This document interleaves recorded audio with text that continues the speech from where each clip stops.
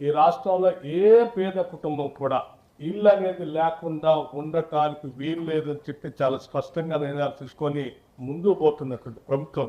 ఈ ప్రభుత్వం ఆనాడు అధికారంలోకి రావటానికి వచ్చే ముందు ఇచ్చినటువంటి మాట ప్రకారం ఒకటేసారి 4,50,000 ఇందిరమ్మ ఇళ్లను 22,500 కోట్ల రూపాయలతో శాంక్షన్ చేసి ఈ దేశ చరిత్రలోనే రికార్డు స్థాపించినటువంటి ప్రభుత్వం ఈ ప్రభుత్వం.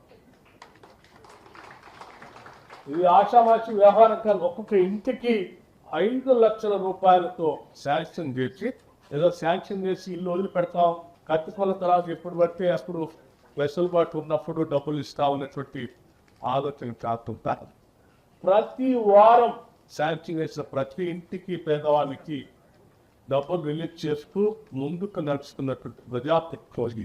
అటువంటి ఈ ప్రభుత్వం పైన కావాలని కొద్దిమంది ఏ పేదల కోసం అయితే ఈ ప్రభుత్వం నిలబడి పనిచేస్తుందో అటువంటి పేదలకి న్యాయం జరగకుండా ఉండాలని, వాళ్ళకి మేలు జరగకుండా ఉండాలని ఈ ప్రభుత్వం మీద బురద తల్లి ఈ ప్రభుత్వాన్ని పనిచేయకుండా చేయాలనేటువంటి ఒక కుట్ర కొద్దిమంది చేస్తున్న ప్రక్రియ ఈ ఖమ్మం పట్టణంలో స్పష్టంగా కనిపిస్తా ఉంది. చాలా మంది చాలా రకాలుగా ప్రభుత్వం పైన బురద జల్లటం కోసం రకరకాల ప్రయత్నాలు చేశారు. ఏ ఒక్కరికి పేదల మీద ప్రేమ కానీ వాళ్ళకి నిలవ నీడిద్దామనేటువంటి ఆలోచన కానీ లేదు.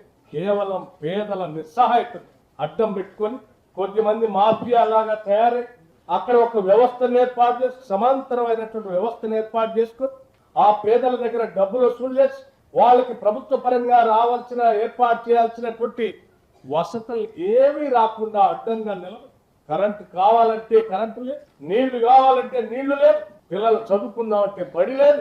న్యాయంగా నేను నా కష్టాలతో కట్టుకున్న ఇంట్లో నమ్మకంగా ధైర్యంగా బతుకుదామనంటే ఆ ధైర్యం వ్యవస్థ కూడా లేకుండా చేసి వాళ్ళని భయంగా ఉంచుతూ వాళ్ళు కూలీ నాలి చేసుకున్నటువంటి వాళ్ళని బెదిరించి వేల రూపాయలు వసూలు చేయటమే కాకుండా ప్రభుత్వం ఎప్పుడు ప్రయత్నం చేసి వాళ్ళకి వసతులు కలిగిద్దామని అక్కడ పోవటానికి ప్రయత్నం చేసిన వాళ్ళని దాడులు చేసేటువంటి పరిస్థితి చూశాం.